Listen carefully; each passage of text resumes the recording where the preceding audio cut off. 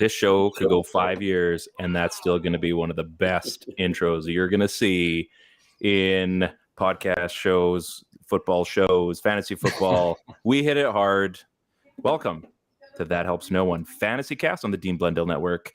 We are joined by a very, very special guest, and I know he's very humble, and he'll say, we've got Mr. Jim Coventry from Rotowire and SiriusXM. He's kind of double tasking. He's multitasking right now.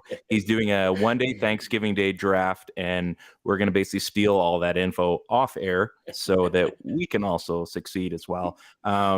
Obviously, my boys are with me as well. Chris is out this week, unfortunately, but he sends his best. But first and foremost, Jim, welcome to the show. Thanks for coming back. Always excited to be here. I remember last year got to hang out with you guys. Totally love it. Happy you guys invited me. Anytime, happy to come by. It just happens to be a very busy day for you. That's all. I've been kind of picking through all day at work, and you've kind of had a few shows going on there, and I keep missing out. I got work stuff to do, but I mean, Jim is everything and all things football. And Jim, you kind of gave us a fun fact before the show started. Everybody knows you for football, but again, what were you doing before you were just like the be all for football? Public school teacher, high school English. It makes sense. It makes sense. Steve's championing that cause right now, as we can see. And how can you not?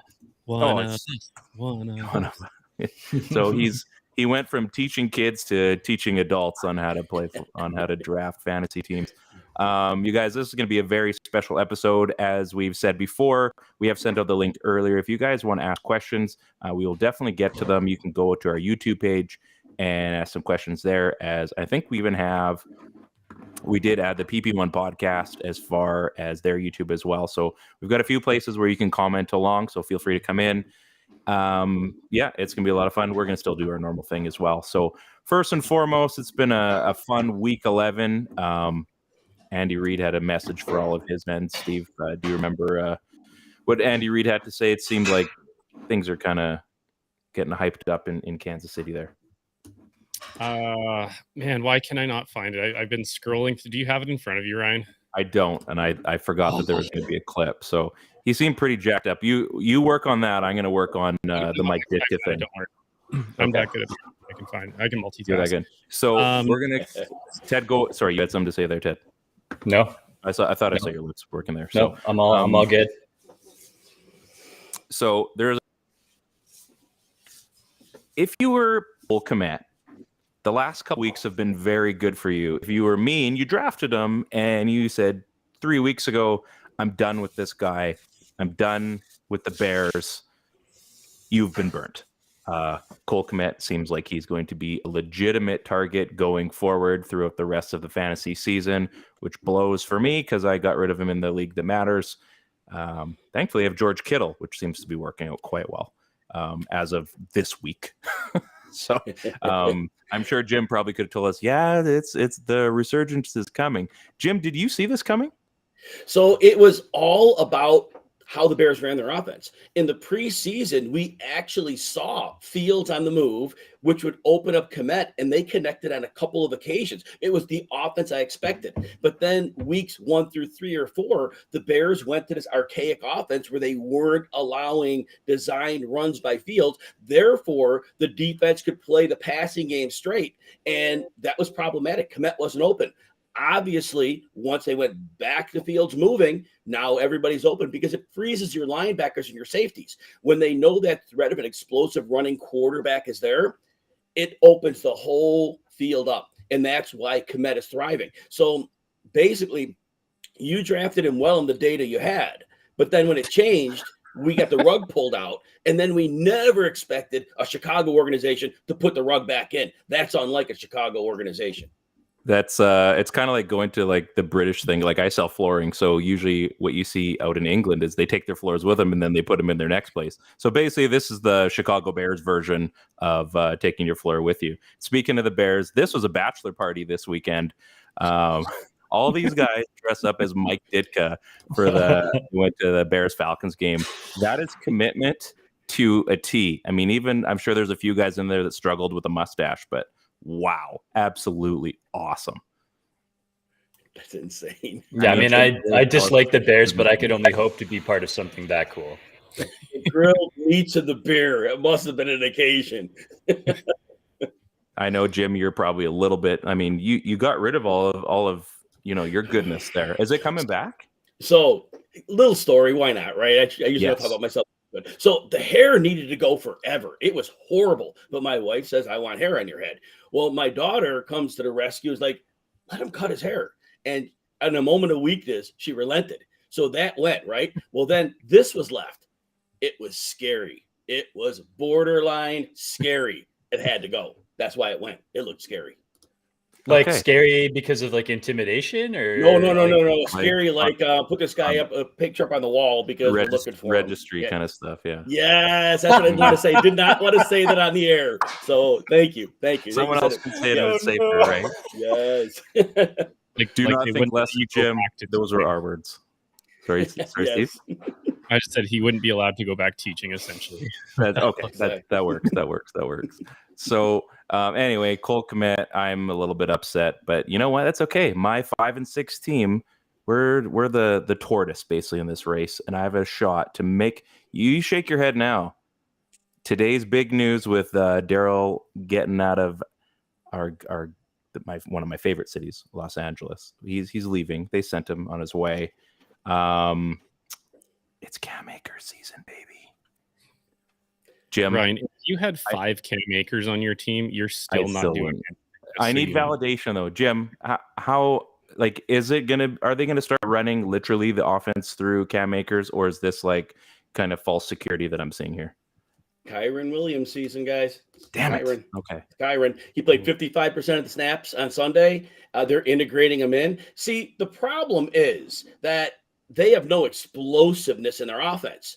If they use Williams as a receiver out of the backfield, that gives them a chance to get there. Now, I know Akers played well the other day, but we saw an exponential increase in Kyron Williams usage. Akers is going to have usage too. But I think ultimately they're going to need Williams more than they're going to need Akers. And so I think that's how it ends up shaking. But they're both going to have useful. But with PPR, I think we're going to see Williams in some 7-catch games. Yeah, I think we're going to see a lot of receptions out of him. Is that just anybody's wondering points? Yes, there it is. Is that just more of like a skill set thing, or is it a Cam Akers isn't a good running back thing, or is it a we don't want to be wrong and we're going Williams thing? Like, how does that work? I think that Cam Akers is healthy from the Achilles, but I don't think his explosiveness returned. That's the problem. Because what we saw earlier in the year, the offensive line we say is bad, but they're really bad in pass blocking. Their run blocking has actually been better than the pass blocking, and there was room to run. But Akers was never getting the first person to miss, never getting into the second level. It was as soon as he was hit, he was going down. And that's the problem they face. So I don't know if it's another year to let explosives come back, if it is coming back at all. But that is what I see as the whole problem. That sucks. Yeah, I invested heavily. I appreciate your honesty. That's you gave me way too much good information that doesn't apply to me, so that's not good. But what can you do when you have terrible fantasy teams? What can you? I love that you kept him, and I love that he's still on your roster after all this time. That's just commitment. I think it's one of those. It's not things commitment, but it's commitment. Oh, that was well played. That was well played. I figure like I'm in this deep. If I kept him as a keeper from last year, I'm going to see it out at least. And I mean, worst case scenario is I'm wrong, and I put him to pasture after this season, and he's never going to know. We're never going to cross paths. It's not going to matter. So I think I'm going to continue the Cam Akers experiment until it really doesn't matter anymore. Cordero Patterson sets the NFL record with his 9th kickoff TD.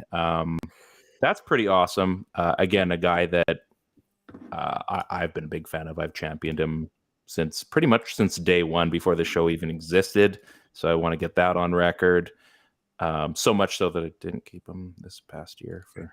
You gotta love it when they have those guys like the freaky humans, I call them. You get teams that use them properly. So I mean, that's pretty fun stuff. I'm starting to notice the trend here, Ryan. Like, if you tell us somebody is good, we just have to wait like 5 or 6 years or like a prolonged amount of time. And inevitably, like, you every once in a while, you shoot blindfolded into the dark and you're going to hit your target, right? This is the Ryan like analogy. Like, hey guys, just so you know, Cordell Patterson, big fan of him. 7, 8 years goes by and they're like, I told you. I knew this was going to happen. Like, it's so funny too. Like, that was such a specific example. I'm like, I have believed in this guy for so long. You could pick him up and drop him, pick him up and drop him. And then out of nowhere, I'm like, no, I think this is going to be. And then obviously he blows up last season. I'm like, I told you guys. Like, how were you not listening? Because we've all moved on and there are other players that have been better since then. So it's you play the long game eventually. When this guy's 29, when he's 29 years old, he is gonna hit guaranteed. Yeah, how about 30? Yeah, he's gonna fall off a cliff. Yeah, he'll be 29. Yeah, exactly. He'll be 29 and he won't be playing the same position that you thought he was going to play. Exactly. We're gonna have him Taysom Hill style. Jim, now we're all in Canada. We've already had our Thanksgiving. That's one of the nice things about Canada is we get things first. It's but you know what, you guys do it better than we do. So you've got, what a better way to spend a day than watch football from the time you wake up, essentially on our side anyway, until the time you go to sleep. So you're doing a draft right now for this, but like what consists of Jim's Thanksgiving Day? What is the feast like? What do you get the whole family together? Are you relied upon to do anything, or are you allowed, because it's your job, to just watch football the entire day as a work strategy?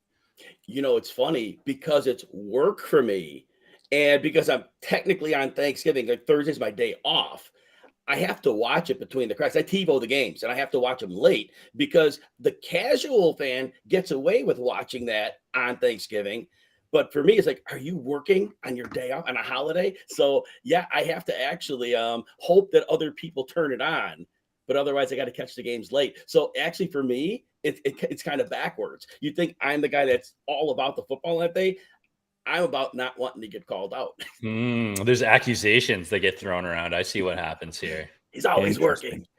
Yeah. So that's when you do the whole, very pick and choose which houses you're going to for Thanksgiving because the game's going to be on, but that had nothing to do with you.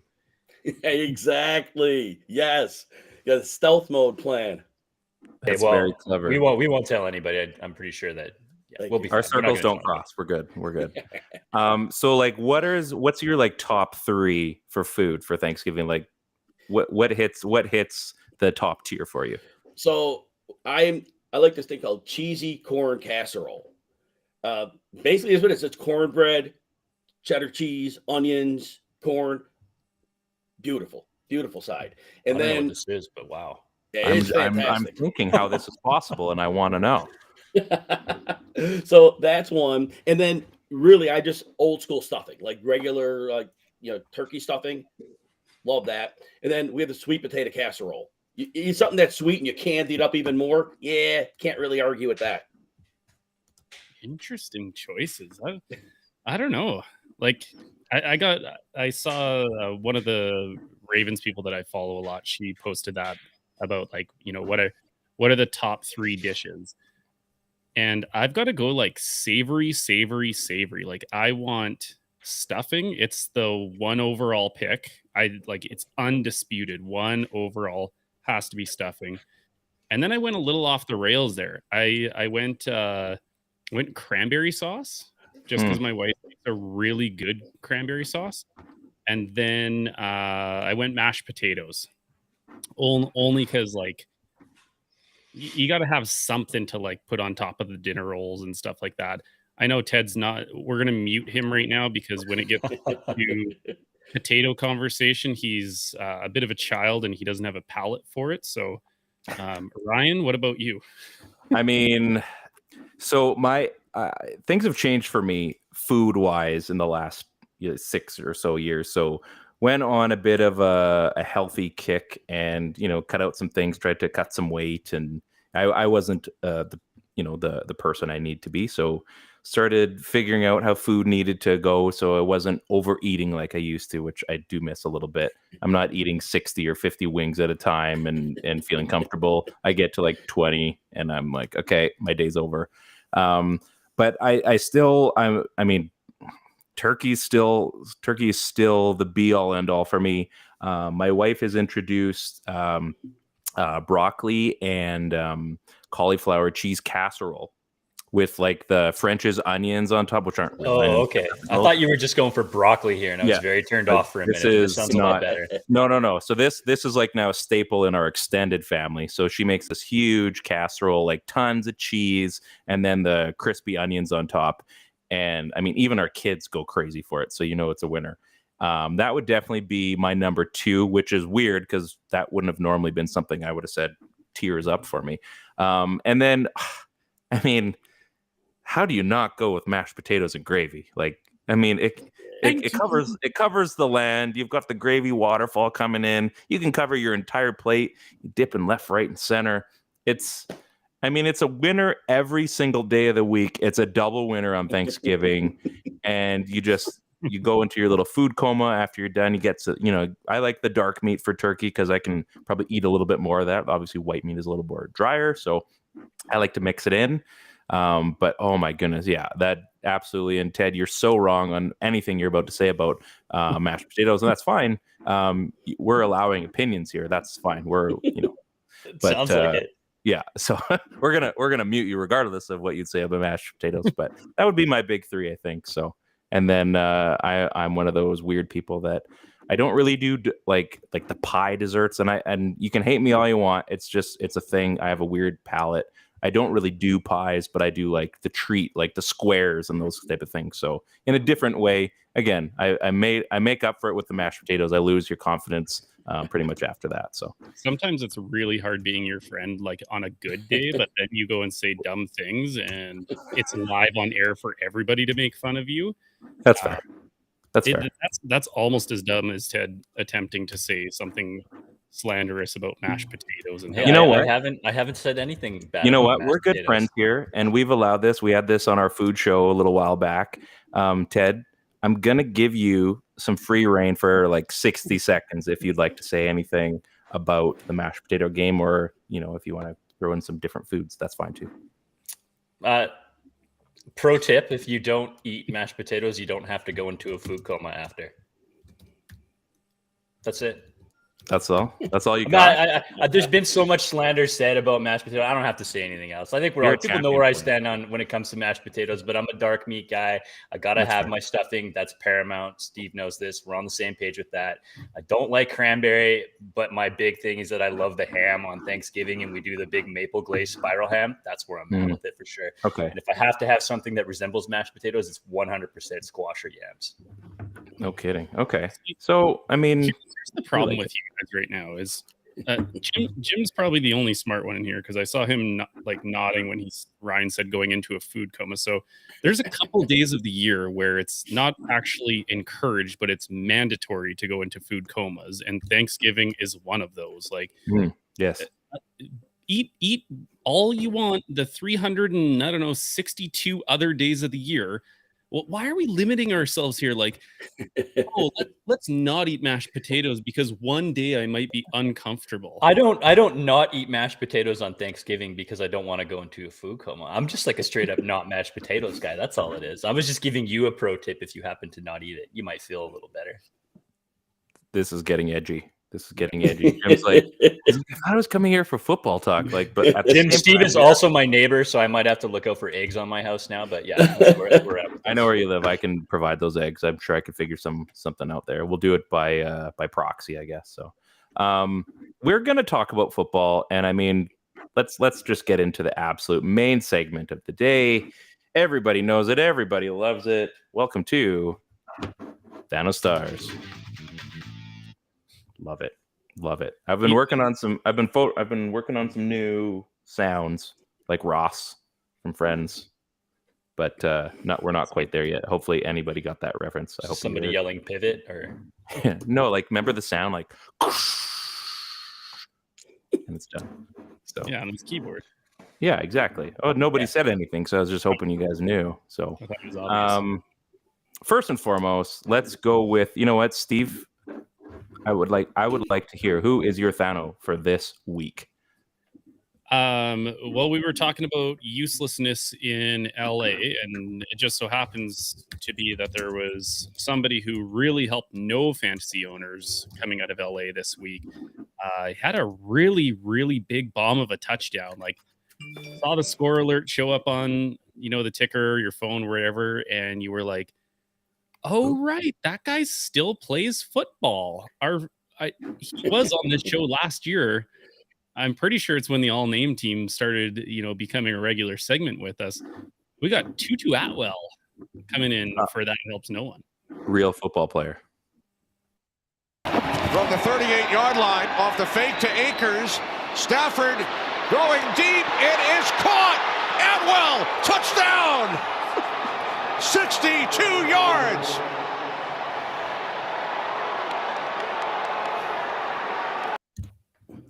It's not Kyron Williams season. It's not Cam Akers season. Cooper Cup can't have anymore. Tutu Atwell season, baby. You know, it would have been funny if they wouldn't have even had like a drawing photo for him in the corner, like just like a photo unavailable or something like that. Like, a circle with his initials in it. Yeah, that's how much we forgot. Like, oh, insert name player here or something like that. That would have been awesome. Like, I know the announcers got it, but my favorite part is when like they score the touchdown and you can just like hear the papers rustling in the background. They're like, oh my gosh, he's out here. Like, give me the number here. What is this guy? Yeah, I was talking to a guy at work, and he's like, "Oh, did you watch the Rams game? Did you see the Tattoo Atwell?" He kept calling him a tattoo, and like I'm just not going to correct it. I love it. Right, I'm going to here for the Tattoo Atwell. Haley Atwell and Agent Carter. There you go. Perfect. Perfect. He's Carter now. He's Carter. So, in all seriousness, with that touchdown, when I was predicting this game, I said that we have a good chance that Van Jefferson would have a long pass because the pass rush, the two top pass rushers for New Orleans were out. They were down a corner. I go, they finally will have time for a deep shot. I didn't see it go into the other dude. I saw it go into Van Jefferson. You had like 9.5 out of 10 things right, and that other half things nobody was going to call that. Hence exactly. Jim, how's your draft going? How's the draft going? I'm almost done actually. I got 2 wrap picks. I'm doing my second to last one right now. Okay. Well, we're gonna do Ted first because I was gonna go to you first, but I don't want you to ruin the draft. I want you to win, and you're gonna share your winnings with us if you do. So nice. I like that. Yeah, it's we got to put that out there publicly. Ted, who is your THNO this week? Oh, he's on mute. We'll just. That's the way that goes, right? There we go. I don't know. So we're going back to Cincinnati for this one. We're going to go with Stanford alumni Trenton Irwin. Oh, I've heard of him. Burrow throwing end zone, caught in the end zone for a touchdown. That's Trenton Irwin. They're just reminding you so you know. Yeah, I love it how like when he says it's almost like a question. It's like, that's Trenton Irwin. Is that like so good? Yeah. But he seems to be getting some targets. Obviously, there's some injuries there, especially like on the receiver side of the ball. But Irwin's like a big guy. They seem to like involve him in the offense, and he had a play a little earlier in the game where he sort of caught a ball and it looked like he was running to the sidelines, and then he sort of stepped like he was going out, and then stepped back, and the defender just kind of blew right by him, and he ran up the sidelines for like another couple of yards. Pretty vet play for a guy that doesn't really get a whole lot of action, so it's kind of fun to see that. So you guys are AFC North peeps. Those jerseys are fire though, right? The Bengals, the all white, those are dope. I like that they went with the all white hat. I thought that was kind of the whole white tiger thing was kind of fun, but I can appreciate that. The Siegfrieds, they should call them, or the Roys or something like that. Steve, it's like the one red shoulder would be pretty sharp, I think. That'd be something. Okay, I'll give you that. Steve, what do you think? They're just annoying. They're like, they're trying to be like the new Steelers. Like their whole persona there is like, we want to be the new bad boys of the AFC North. And then they come out with like these pretty all white jerseys. Like pick something, pick an identity that you're going to stick with and go with it. Like I guess their identity this year is like, we're going to go from Super Bowl to not in the playoffs, but whatever you want to do, you go for it. Since maybe they need the Bumblebee jerseys, but in orange. Way to toe the line, Steve. I appreciate it. Yeah. Maybe they need like Tony the Tigers or something like that. Like, these jerseys are great. See, like that, I come around every now and then. Jim, who is your THNO this week? So it's Demarcus Robinson of the Baltimore Ravens. This guy had not posted a 76-yard game.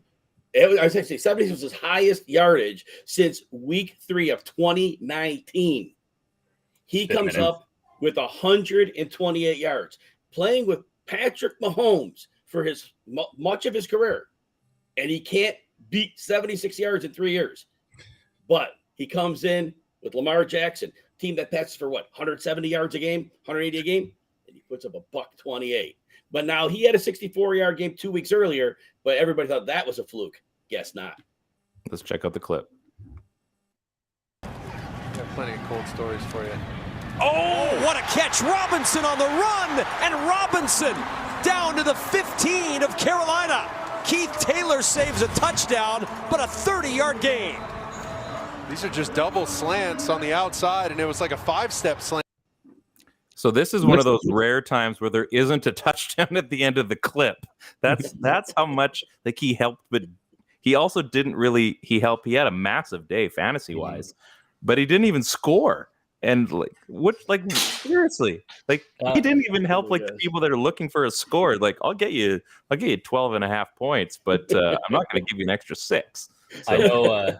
I know Steve is a big Ravens guy, obviously, but little known fact, Jim, Ryan is a big Demarcus Robinson truther 6 or 7 years ago.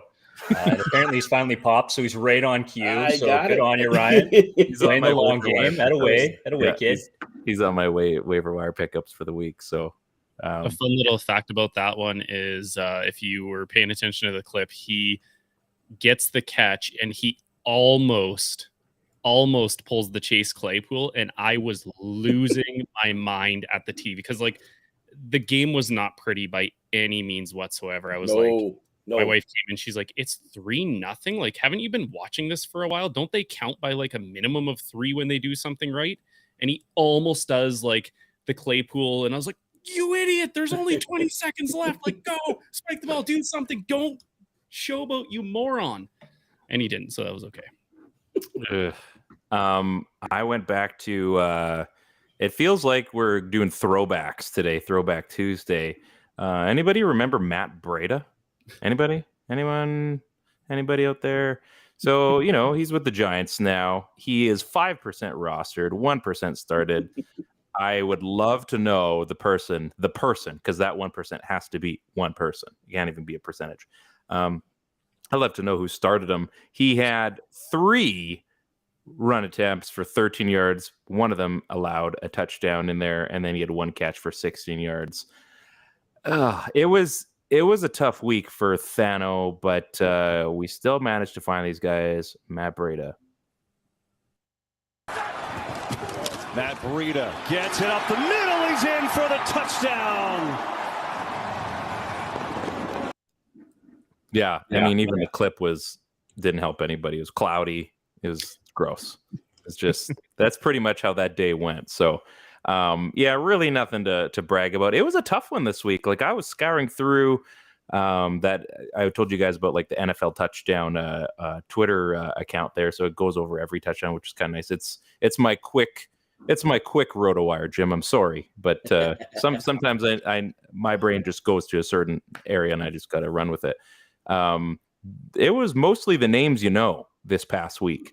So there really wasn't much to pick from. I mean, you could probably get picky on a few of the names you do know, but my goodness, if you're trying to go off the board, this was a tough week. And I mean, I thought that was week 6, I think, was the really tough week when, all hell broke loose. But this was a tougher week if you're looking for guys that absolutely sucked. So, or helped anyway, I guess. We're just looking for guys that were terrible. Anybody that was terrible this week? Anybody, put up your hands, please. Put up your hands, please.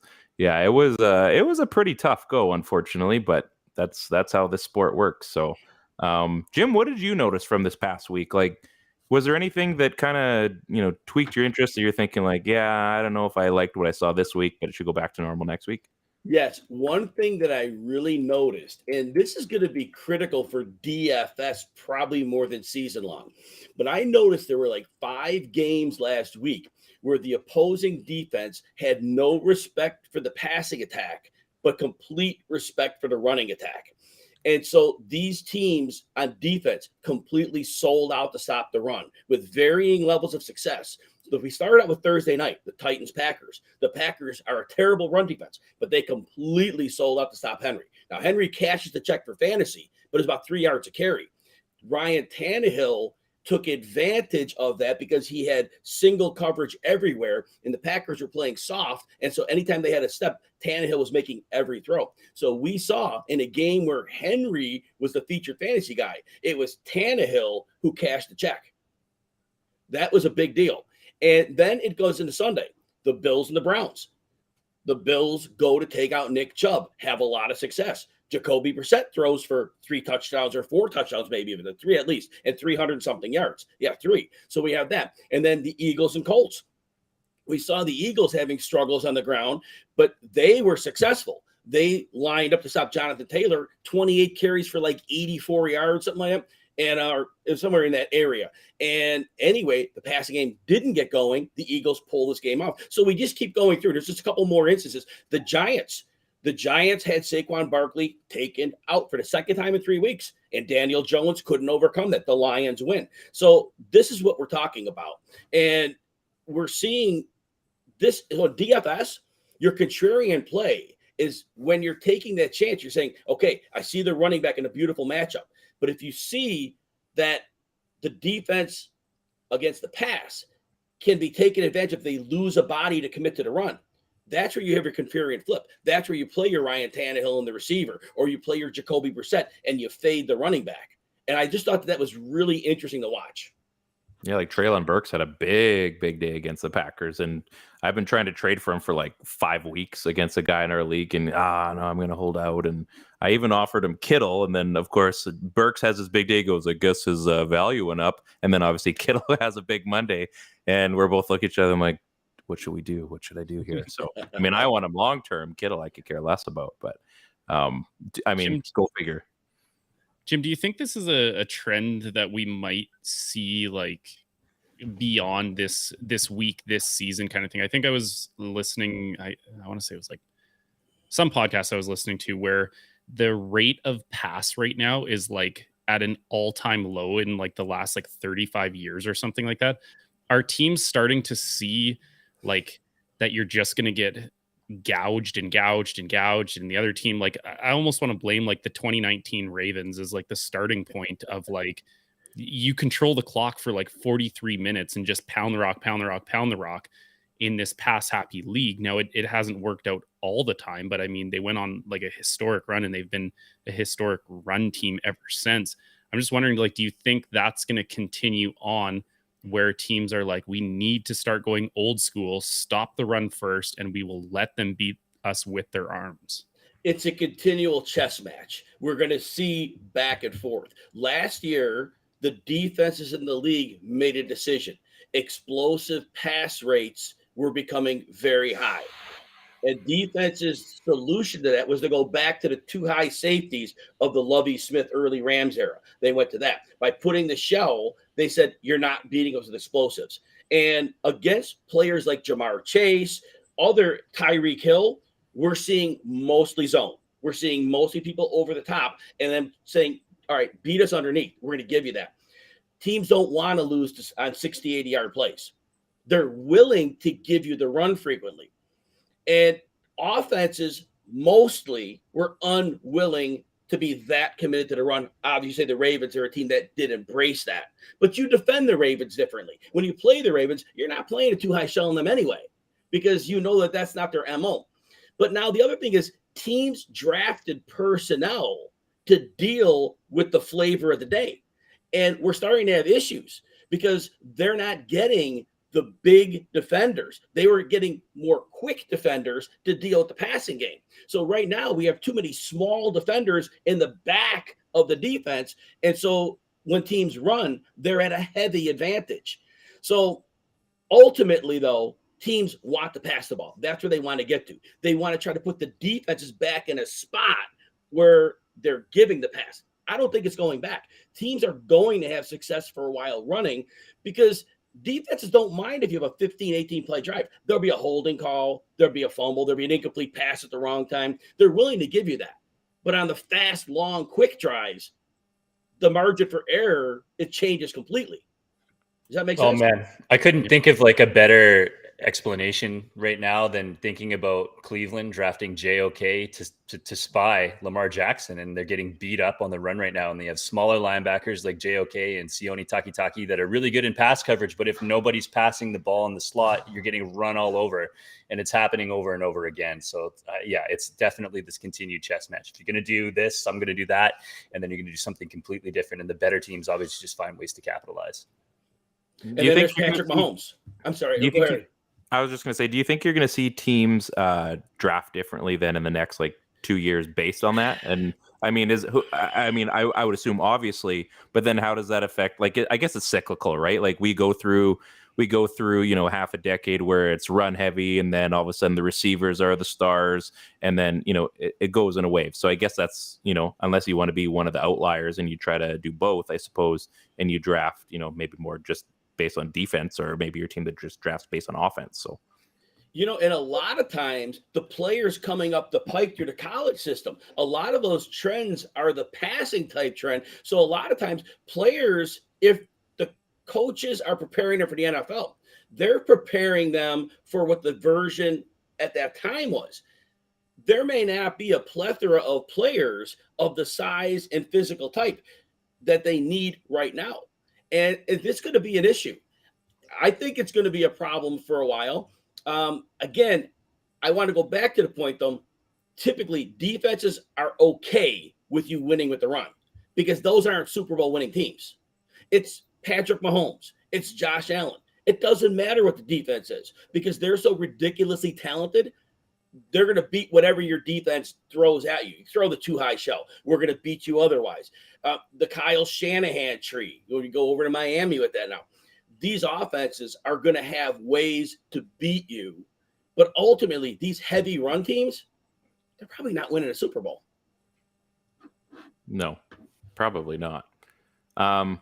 Let's get into our next segment. I'm sure we're going to let Jim recharge so that he can just spew amazing knowledge by the time we have our next thing to say. Next up, our good buddy Taylor Lewan and Sneaky Starts. And again, I say because it's sneaky because he's so big. That's Taylor Lewan. That's the joke. That's the joke. Ted, who is your sneaky start this week? Is that it? I don't even think that's sneaky. I'm just reading it right now. But well, I think that's part of the thing, right? I think we're in the mode now where all the bye weeks are wrapped up. Your rosters should be full. You're not just going and plunking anybody who's in the playoffs. It's not just going and plunking guys off of free agency to start and have a good week, right? I mean, we're talking about giving information to teams that are pushing towards the playoffs and trying to battle for positions. So this isn't a sneaky start, but this is a guy that you should have on your roster. And to be honest, I have to name this guy as a sneaky start because can someone please explain to me why Treylon Burks is available in 60% of leagues still? Pardon me. This might not sound like a sneaky start, but 60% of leagues, guys, this guy is out there. He's only being started in 12% of leagues. So I've been trying since the draft to reacquire this guy because I couldn't draft. I literally have been spending since day one, and I can't get him off him. And I've been getting stupider and stupider with my trade offers because I just think this is a guy that will blow up, and I'm going to be so pissed that I didn't offer enough and sell the farm. But yeah, and I get it. I get why people maybe have only started him in 12%. Hey, I want something to go on before I start him or whatever. But I mean, guys, this is Tennessee. There's a non-existing passing attack there. They drafted this guy, obviously, to be a number one. He has the pedigree to warrant it. They're forcing him in there. You can see the target share over the last 2-3 weeks or so, just skyrocketing up. And this is a guy that can just be used all over the field, right? You can use him short and underneath. You can use him on lawn and slants. He's so versatile, and he's such a big body and such a good receiver that I just don't see him not being successful in these offense. And you have a guy like Tannehill who's a veteran. He understands what to do with him and how to use him. So I just think if he's on your roster, now's the time to be inserting him into your lineups. He should be on your roster by now. And I don't care if it doesn't seem like his sneaky start. We're at the point now where you shouldn't be in this position where you're picking up a guy like Treylon Burks off the waivers. He should be in there and you should be starting him. I know what it is. And Jim knows too. It's the Kenny Britt syndrome. Everybody's just been burnt by Kenny Britt, and they're like, I'm not going to go back to that well again. That's not for me. I mean, when you look at that matchup on paper, though, so the guy that I was playing who was formerly 1-9 in our league and somehow beat me this week. There, Nick, there's your shout out for beating me. He wanted that bad, too. He wanted that bad. Yeah, Nick needed that. No screenshots, though. I actually thought he was a little crazy for starting Treylon Burks, not because I don't think he's talented. I think he's supremely talented. I think they don't have many other weapons. It's just when they're going to Lambeau Field and you're thinking about the cold weather, you're thinking about he's just kind of getting reintegrated back into the offense. And we didn't know what Green Bay was going to do with Jair Alexander. Like, I don't feel comfortable usually starting wide receivers against Jair because – I don't care if what's Treylon Burks like 6'2", 225 or something like that, big boy. But Jair is one of the bigger corners in the league who can withstand those big wide receivers. That's why he's been feasting on wide receivers his whole career. So I thought he was a little crazy for starting him. He won the week, so clearly I didn't know what I was talking about. You know what? And Jim, I know you have something to say, and I just want to praise you for a second. I was that close to taking the Packers last week. I had them originally picked going into Lambeau, and then I can't remember what clip you had last week. Yes. And I immediately went after I watched, I think it was one of your live shows, and I took the white out and I put it over Green Bay, and I went over to Tennessee. And I was so happy when I saw the way that game went, and I was like, there's only one person that I can thank, and it's the guy on our show right now, Mr. Jim Coventry. Oh, yeah, that was one of those games. I was like, you know what? Tennessee is a very, very physical team on both sides of the ball. And people saw that Green Bay versus Dallas game. And what people didn't realize, remember when Christian Watson went nuts for all those touchdowns? Well, I'll tell you why that happened. And I don't know that many people saw what happened. Anthony Brown, one of the quarterbacks, got a concussion and he went out. Jordan Lewis, the slot corner, was already out on the IR. So they were down two corners. And then the biggest deal, which went totally underreported, Anthony Barr, sounds like no big deal. Linebackers out. Well, Dallas improperly used Micah Parsons. They took him from his pass rushing position and they put him into a coverage position for Anthony Barr. He only rushed the passer 11 times. And so, of course, Green Bay ate them alive because they're down two corners and their best pass rusher isn't rushing passer. And so now Tennessee comes in and people think, well, man, Green Bay's they're back. No, they weren't back. It was a great circumstance, right? That's crazy talk. I would love to see the day when Joe Woods in Cleveland decides to put Myles Garrett in coverage or something like that. Like that would just be the end of him. So to move Micah Parsons is just lunacy. Whew, it was bad. It was bad. Is it like, I know we were just talking about how the NFL kind of like, there's always like trend followings and teams are trying to zag when other teams are trying to zig. And Micah Parsons is like the perfect example of like, we need a guy who is almost positionless. He's such a freak that you could probably ask him to cover some of these speedy wide receivers. And there's a good chance he can actually do it. Like you're starting to see a lot of those. I'm trying to think of the guy on Arizona. Justin Simmons was another one of those. I know Isaiah Simmons. Yeah. 8 to 10 years ago, we called them tweeners, and now we call them positionless players. It's kind of like the new flavor of the month where it's like, oh, something happened. We actually can pull Micah Parsons back. Now, I think you're still crazy for not letting Micah feast because he's so just because it's Micah Parsons. Because he just finds ways to win. Like, it's not like he's overpowering. It's not like he's like the fastest or he has the most like moves in a pass rush. He's just got all of them at such a ridiculous level that no one else has. So, yeah. All of these tweener guys. I mean, you're basically what I'm hearing is that you're looking for the defensive version of Cordell Patterson, and probably just ask Ryan for info on that, right? But 7 years from now, I'm going to hit on that big time. You know that Darnell Bing is watching today's NFL, being like, "Damn, I was just a little too early." You know? Hey, guys, real quick on positionless football, we'll go to the offensive side of the ball. The reason I believe that the 49ers brought in Christian McCaffrey was they have Deebo Samuel. Now they have McCaffrey. They are positionless players. They can be runners. They can be receivers. They can block if they need to. Kyle Juszczyk, he's obviously a fullback, but he's way more than a fullback. They use him in so many different ways. And then George Kittle, a two-way player. Brandon Ayuk only has to be Brandon Ayuk. But what Kyle Shanahan has, and he has come nowhere close to doing what he's going to do with this group. But by having these positionless players, defenses have no clue how to approach them. It's limitless, the play calls they can have. And when a defense plays a certain way, Shanahan can just completely work off of that. But this is nowhere close to a finished product. I can't wait to see this offense by the NFL playoffs. And Jimmy Garoppolo, best thing that happened to him was now in a passing play, they simply make CMC, Christian McCaffrey, like the quick hot read. Now, instead of Jimmy Garoppolo doing something crazy, McCaffrey's somewhere in his vision, and he just gets the ball to him. Now, all of a sudden, it's a 10-yard gain, 8-yard gain, instead of a blown-up play. It's insane what they could do right now. Could you imagine having a safety valve or a hot read that's Christian McCaffrey? Probably just extended his career by like 3 years. Man. So I was just watching this week because I haven't watched any San Fran stuff since McCaffrey's been there. And every single play I saw, I'm like, well, there's 5, there's 7, there's 8. Like, it didn't matter where he was. Like, you have to dedicate so many defenders just to bottle him up. And like, teams are going to turn to that because they're not going to want that guy to burn them for 250 all-purpose yards. And then you're going to see like the real Brandon Ayuk show up. Like, that guy is going to explode. Or they let Deebo explode for a few weeks, right? Like, you're right, Jim. Like, you've got so many different guys that like, or maybe it's a week like this week, like George Kittle, right? Yes. I mean, you can let anybody run wild, and you know, your secondary and tertiary players are like CMC. I'm watching him, like even last night, I'm just kind of watching him like, well, he hasn't been like, you know, showboaty really. And I'm just thinking like, that's dangerous.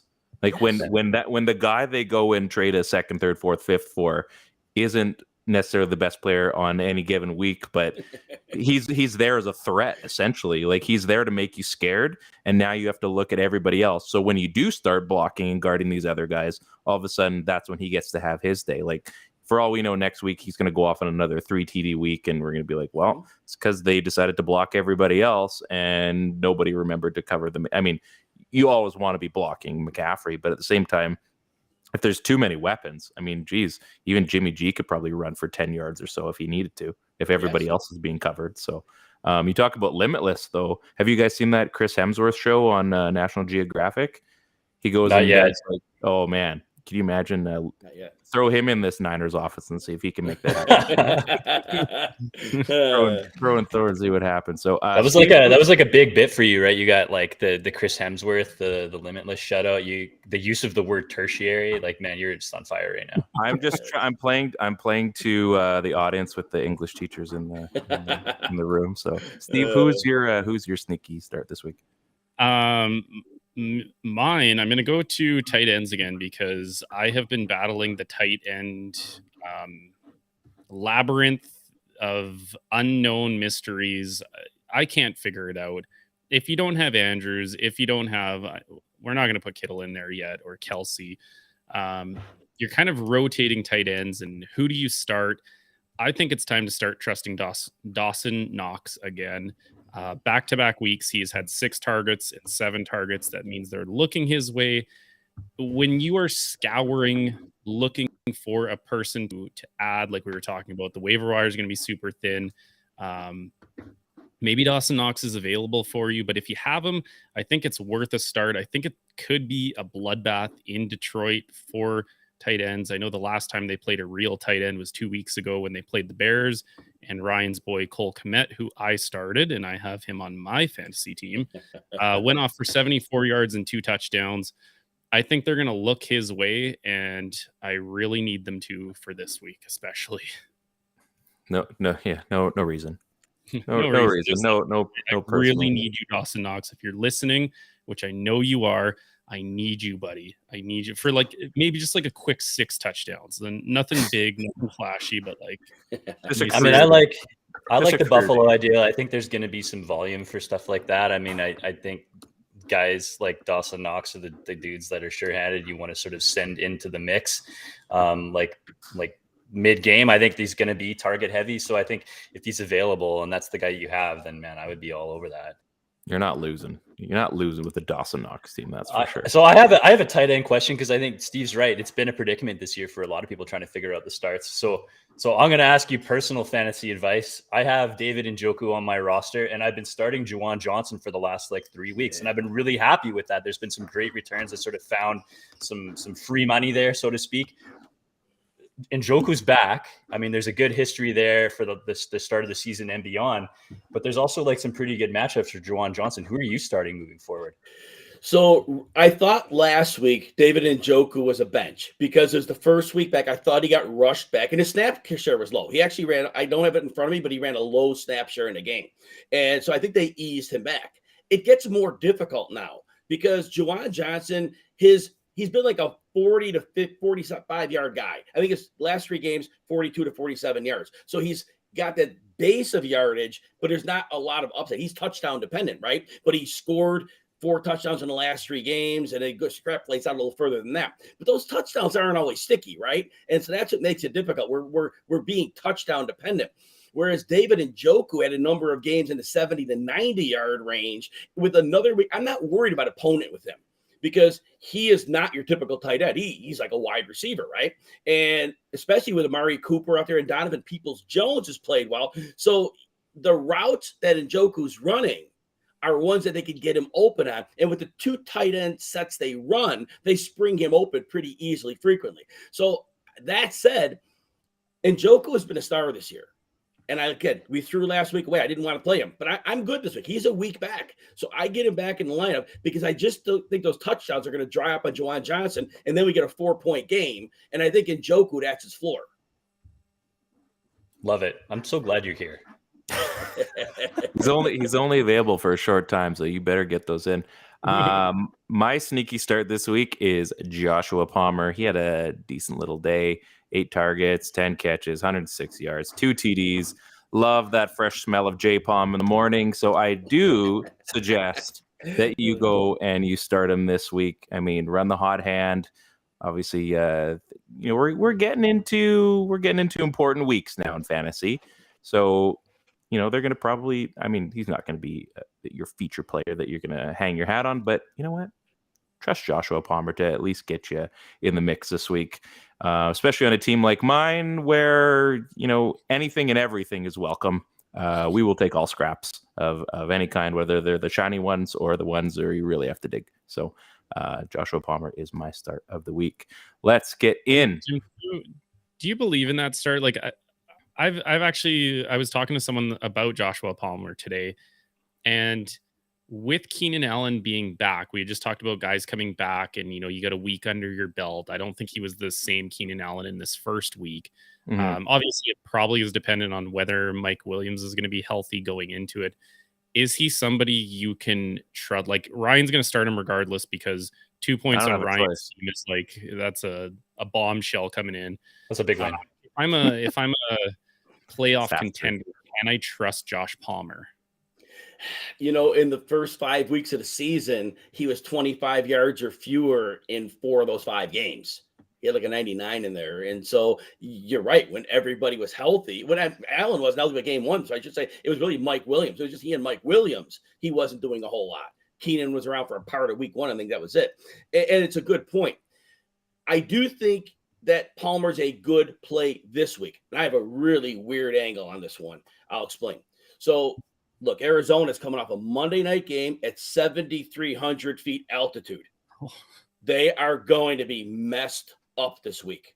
There's no way they're normal because that took a toll on their bodies. They had to be beyond gassed, the normal recovery period, and the short week.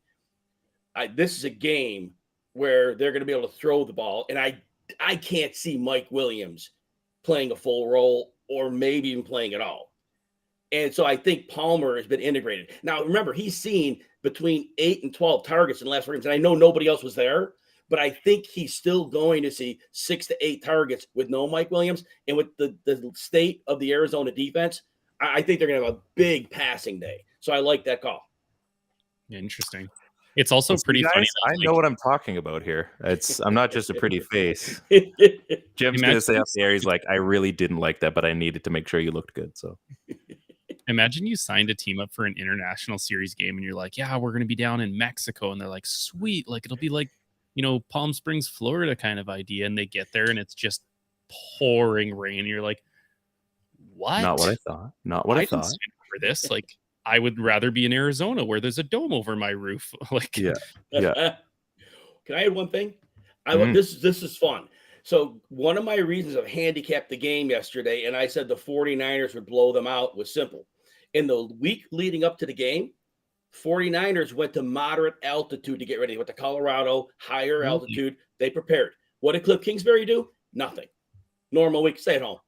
And right then, I said right there, they will not be ready for the altitude. The 49ers will at least be somewhat prepared. It was that. And I said, odds they're a better team. They're blowing out the Cardinals.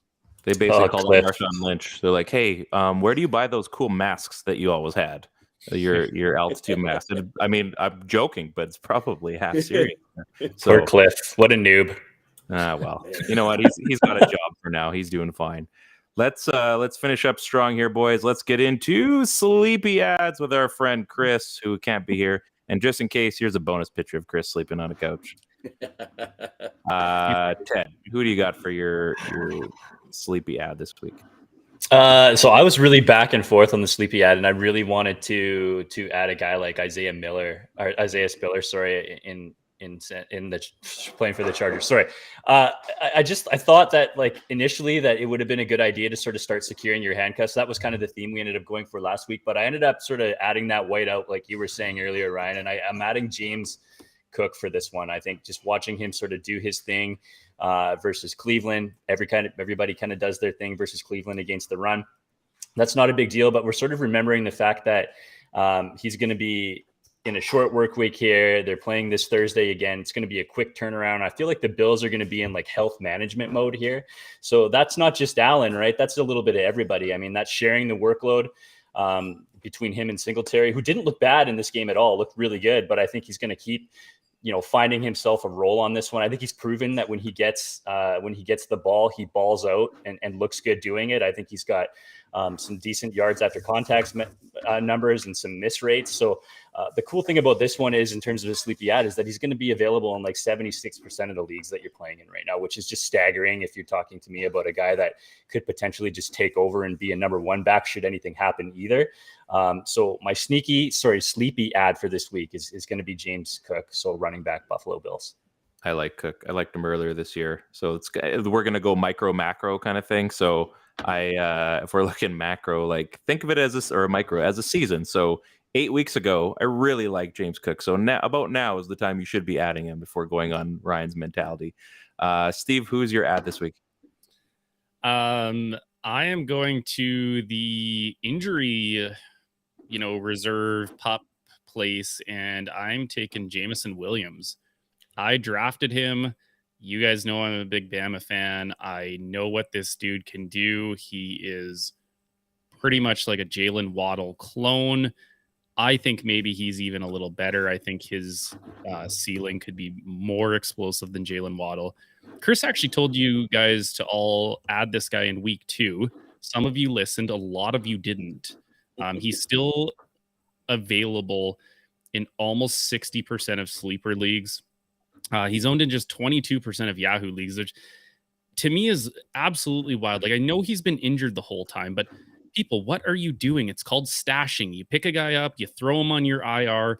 Don't keep a guy like Zach Ertz on your IR. You don't need him for this year. If you're in a keeper league or a dynasty league, you're not keeping him anyways.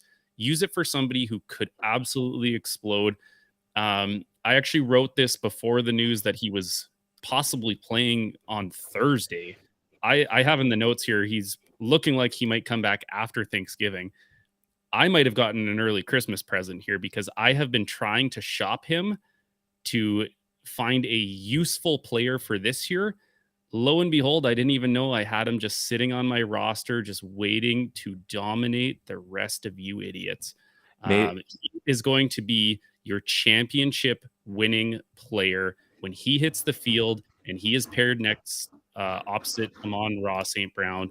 These dudes are going to feast. It's going to be the new Jefferson Thielen, whatever combination you want to add out there. Jameson Williams is a fantasy football winner right now, and you idiots let me keep him when I tried giving him for bargain bin shopping prices. Shame on all of you.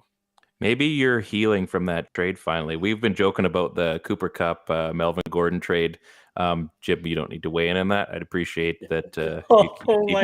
You keep the obviousness of it. Today was an interesting day, as we all saw. But Steve and I have been joking that maybe our trade actually broke fantasy football as a whole because only bad things happened after that. So maybe the world is healing. Maybe football is healing with an ad like Jameson Williams. So I'm gonna get into mine here quickly, and then hold on a second. I want to hear before I might have a couple hours of left of the trade deadline here. Is Jameson Williams a guy that is going to provide instant returns for fantasy football owners, or is it going to take him 3, 4, 5, or is he not even going to be ready for relevancy this year? What do you think? My expectation would be no. He hasn't had the integration, the practice time. He's been recovering. He's been rehabbing. My guess is even in training camp, whatever he did, it wasn't part of the fundamental install of the offense. And there's a timing. And still, Jared Goff, in terms of a downfield game, that's really not his thing either. And it's going to be really hard to integrate him in at that point. I think it's more of a next year thing. But could there be a splash game? Of course, there could be. There definitely could be. And Ryan, when you're done, if you want me to give you one sleepy ad, when you're done, I could give you one. As well. Absolutely. Like Jim, we're not going to ask, but if you want to give one to us, we're not going to say no. So my ad this week is Austin Hooper, 10% owned, 3% roster. Titans offense is starting to go up. Tennessee is facing between the 10th and 20th ranked tight end defenses to end the season, aside from the Cowboys, obviously. Aerial yards, let's start looking at it. We've been talking about it in tight ends. We've seen a trend this season. So, get in. Again, I'm not telling you to start them, but definitely stash them at the very least.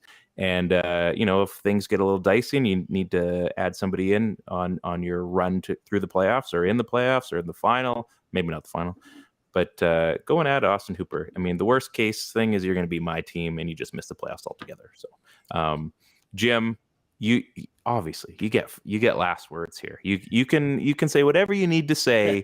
This is one more vehicle for you to get knowledge to the listeners, the viewers. Have at her. Teddy, you got a question?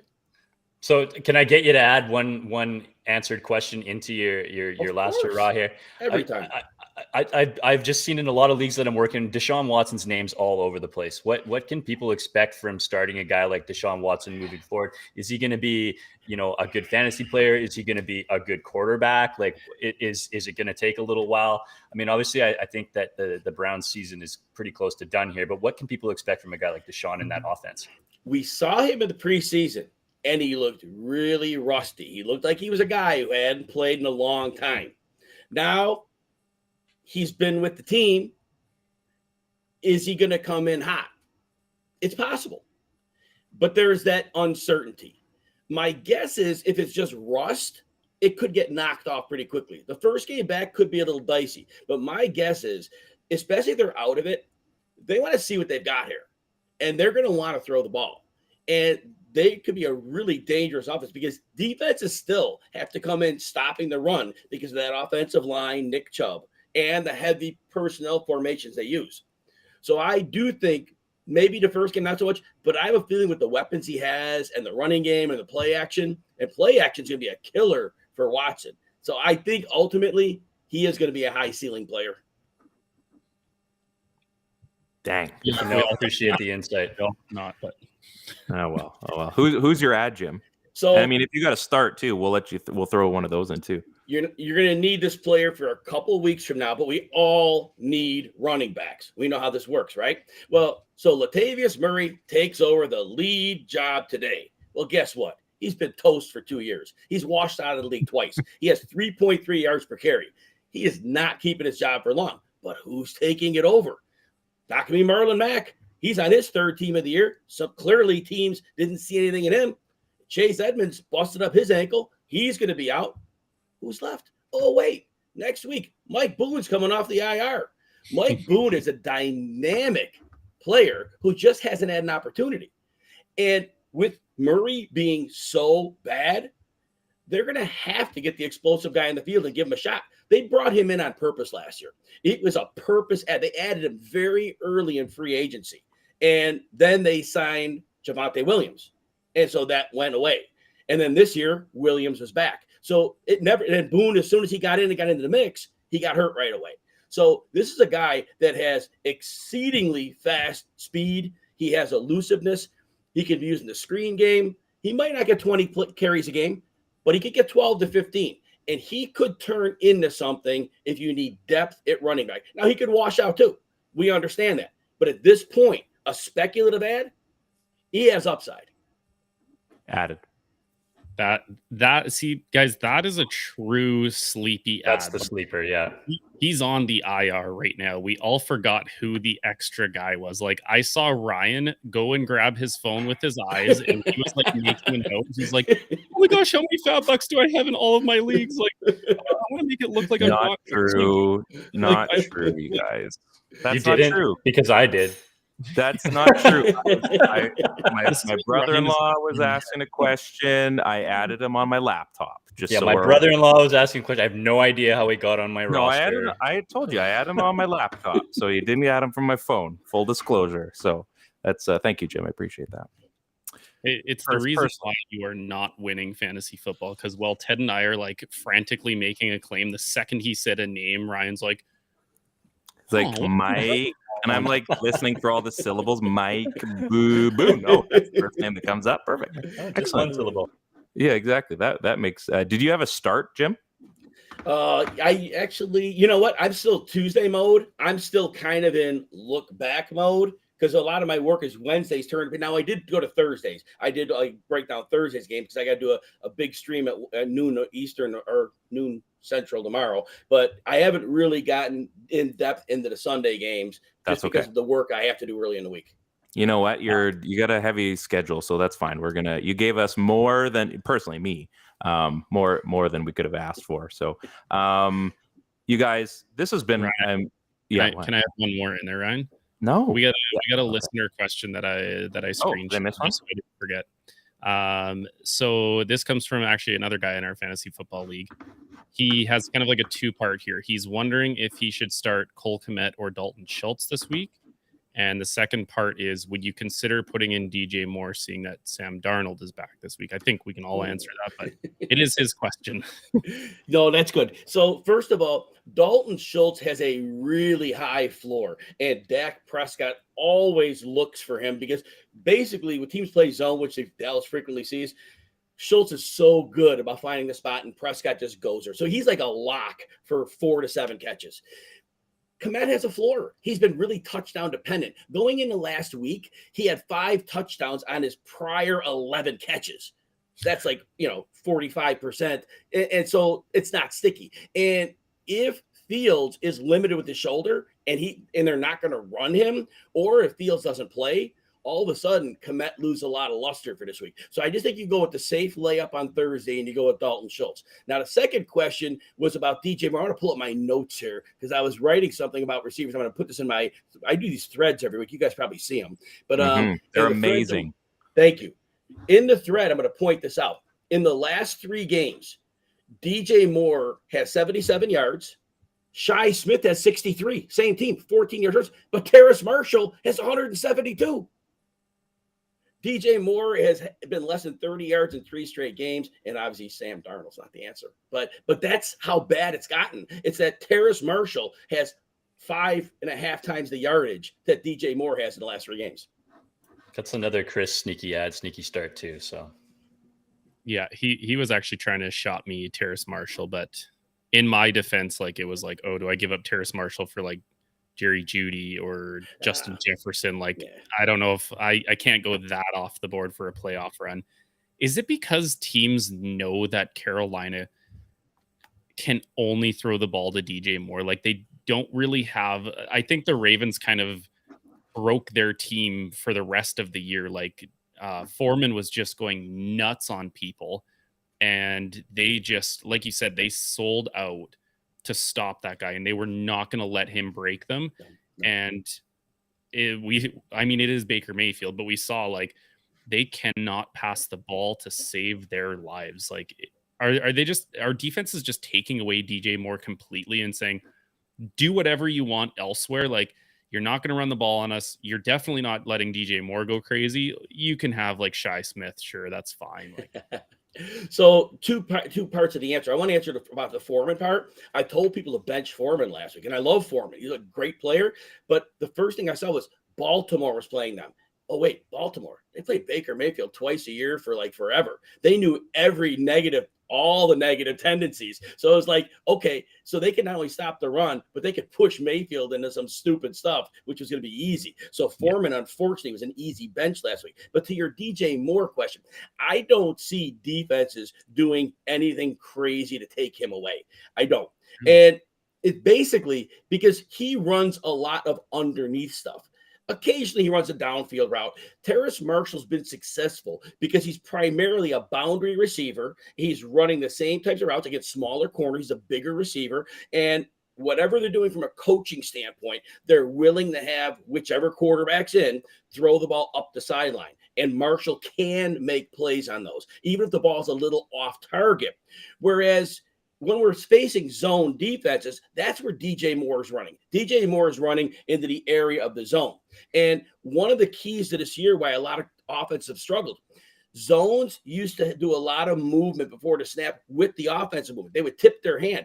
The quarterbacks have a lot of pre-snap information. They would know what's going on. This year, defenses are much more disciplined. These defenders are not moving until the snap, and then they're making their move, and the quarterbacks aren't processing it. And a lot of the stuff in the middle of the field that was there and easy, it's not.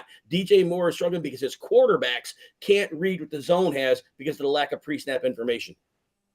Are you also a little curious of like, I know it's Carolina and they've been struggling for years, and the offense ran through Christian McCaffrey for forever, and we know that. I remember watching a lot of Terrace Marshall Jr. at LSU, playing Bama a lot. He was a freak of nature. Like, his catch radius was like Mike Evans. Like it reminded me a lot of Mike Evans, just Johnny Manziel chucking the ball up to him and be like, thanks, Mike. Like, thanks for making me a first round pick, even though I'm not a good football player.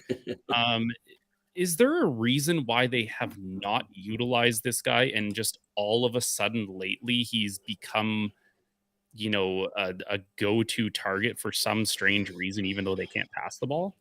They were asking him to run routes that were not clearly in his skill set last year.